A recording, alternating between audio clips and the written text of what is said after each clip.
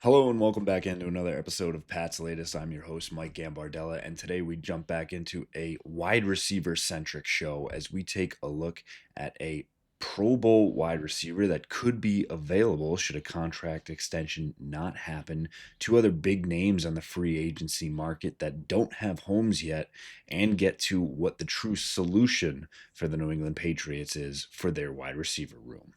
Before we get into everything, make sure you go down and subscribe for our channel. Get in the comments and let us know what you think about the wide receivers currently on the Patriots roster, those who could potentially join via trade, those from free agency, or if you'd just like to see the Patriots see what they have in that room and let the coaching staff figure it out.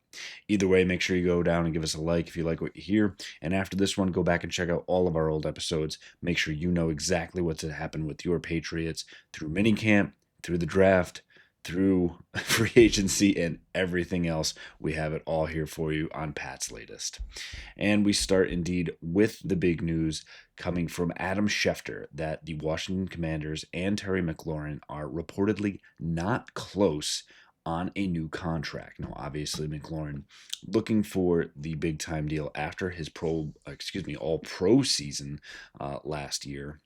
And Schefter went on to add that it'll be interesting to see if teams start to quote unquote snoop around if they could trade for McLaurin. And we've talked about this previously at length, actually. Should the Patriots be after McLaurin? And it was hypothetical at that point because there was no inkling to say that, Washington was even going to entertain moving on from him, especially after getting Debo Samuel and wanting to pair those two together and really see what they have and giving Jaden Daniels a really true 1-2 punch at the wide receiver position. And now McLaurin at 29 years old, 6 foot, 210 pounds, a former third rounder out of Ohio State, a two-time Pro Bowler. He's everything you want in a true number one wide receiver. He's had 6 straight 1,000-yard receiving seasons, and he actually had 13 touchdowns last year. Now that's going to give the Commanders pause because you're going to have to pay the most for his best season, but that's life in the NFL. You're going to have to pay for what you get, and the Patriots having the salary cap dollars to do that would very much be interested in making that work out. Now, you'd have to give up some draft capital to get him over here as well. So there could be an investment by the Patriots. Now, again, I don't see this rolling out in the Patriots' favor. I think eventually Washington and McLaurin's camp will get to a point where they both feel comfortable about the number and the extension that they put forth. You often talk and hear about the age 30 shelf for wide receivers, right? Once you hit that shelf, you start to see a dip, a decline, and that's what we'll get into for two other guys here shortly. But McLaurin at 29 years old still probably has another year or two at high level. So Washington knows that. Can they make it a 2 to 3 year deal and feel comfortable about it? Or will McLaurin's camp really dig in for that fourth year?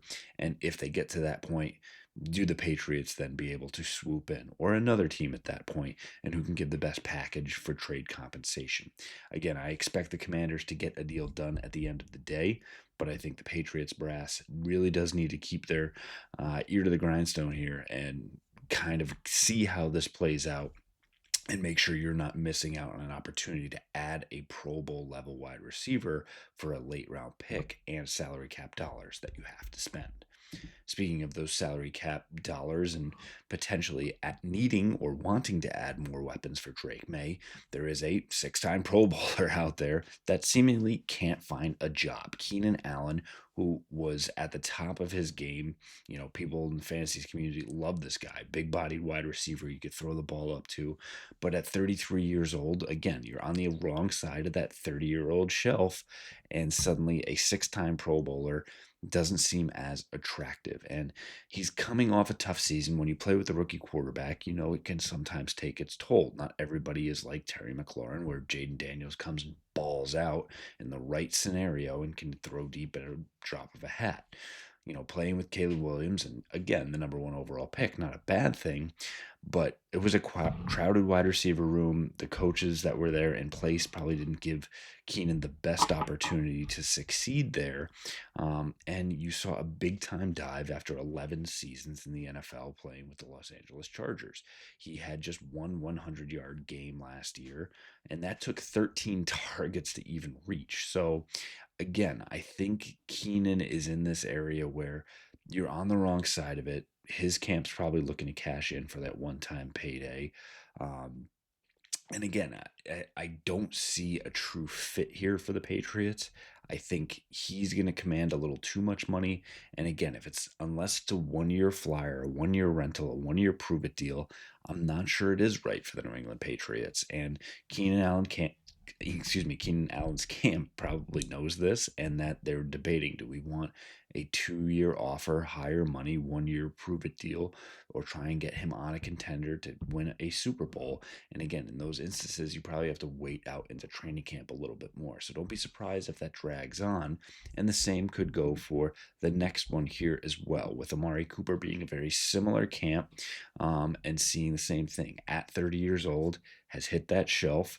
So now having to wait a little bit because there's not as higher upside, what he brings to the table. And again, these are extremely talented guys and can step in and give you what you need, especially as rotational players. But again, for Amari Cooper, who gets traded to the Bills last year and suddenly is a rotational guy after, having 70 plus catches in all but 1 year prior to last year, and that one was actually truncated due to injury. He catches just 44 balls for just over 500 yards, and that's not what you'd be looking for a number one wide receiver. And I'm sure they want Amari Cooper paid at least like a number two, but I think at this point, if you're talking rotational, that's 3-4 territory, and that's not what you necessarily remember Amari Cooper as.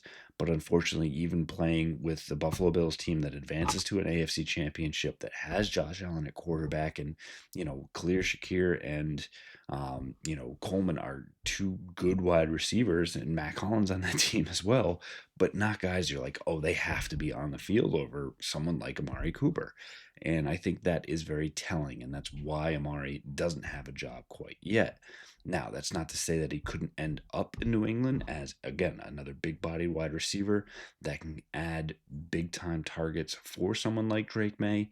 But again, the money has to be right. And again, when there's uncertainty and not wanting to go past a year or two on a deal, these things start to muddy the waters, as does having a veteran presence that stops it from being a shoe in or a slam dunk. So again, I think there are things that both Keenan Allen and Amari Cooper can offer a team, but I think at this point in their respective careers, they are closer to being that rotational number 3-4 wide receiver, as opposed to that true number two that the Patriots may really be looking for, or even a number one in the case of Terry McLaurin. And it would make more sense to see how things play out like that before investing in players such as Keenan Allen or Amari Cooper. Finally, we'll get to our proposed solution. And here are 5 steps for success in the Patriots wide receiver room as things currently stand. The short answer is do nothing. You need to do 5 things, and all of them involve letting things play out. You need to let Stefon Diggs work to establish his position as a wide receiver 1. You've paid him to do that. He's working his way back from injury. Let him develop the rapport with Drake May, and don't do things to disturb that, like going after a other aging 30-year-old wide receiver. Let Stefon Diggs, you've made that commitment. Let him be the guy that you're going to move forward with, and there is your wide receiver 1. 2, let Pop Douglas thrive as the slot wide receiver in Josh McDaniels' system. We're talking about needing that number 2 wide receiver. Well, Pop has flashed at times, and again, I think has the prototype build, intangibles, and explosiveness for that slot spot. And we know that McDaniels' offense lets guys do this. So let a guy that has shown he can play at this level, learn the system and show that he could be the next Julian Edelman, can be the next Wes Welker, or even be the next Danny Amendola. Maybe you're not throwing the ball and trick plays, but you have the ability to step in, make clutch plays, and move the chains. Let that be your number two. Also, let Mac Hollins be Mac Hollins. He is eccentric but kind-hearted. I've had a chance to meet him at Media Row at Super Bowl 2 years ago.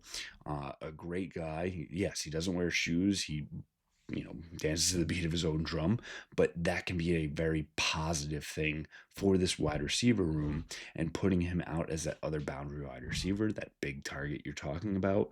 Let it be someone that Drake May can, again, have a rapport with, have a good impression on the rest of the wide receiver room, and get some of these young guys into the fold. And that brings us to number 4, which is let Kyle Williams finally be the rookie wide receiver that the Patriots have been chasing for a very long time.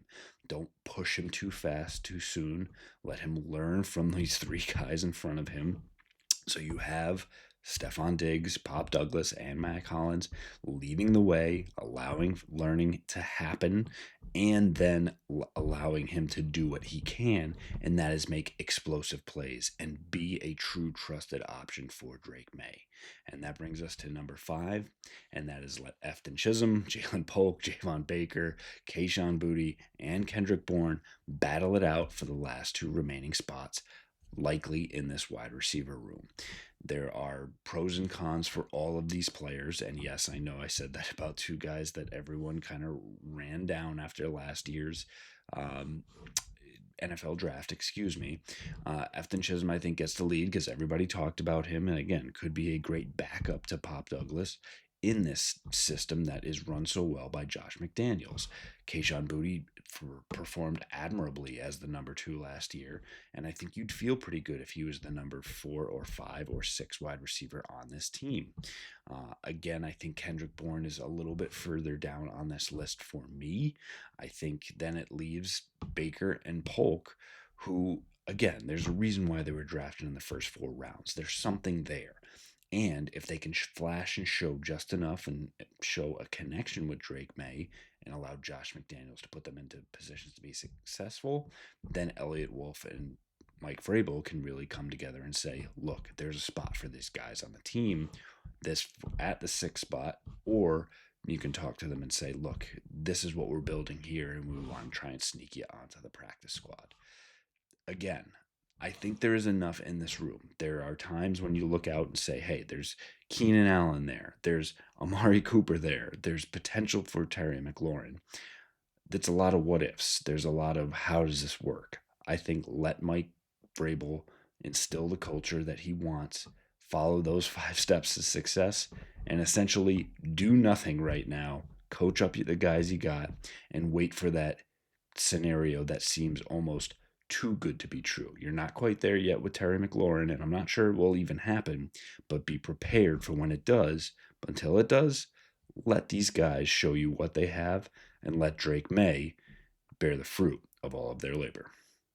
That'll do it here on this episode of Pat's Latest. Make sure you go down again and subscribe for the channel. Get all of the updates brought to you as soon as they go live. Get in the comments and let us know what you think about the wide receiver room and what the Pats truly need to do to get it right for Drake May. Give us a like if you like what you hear, and go back and check out all of our old episodes so you know exactly what's going on in New England. We'll have it all for you right here. Fight on, Foxborough.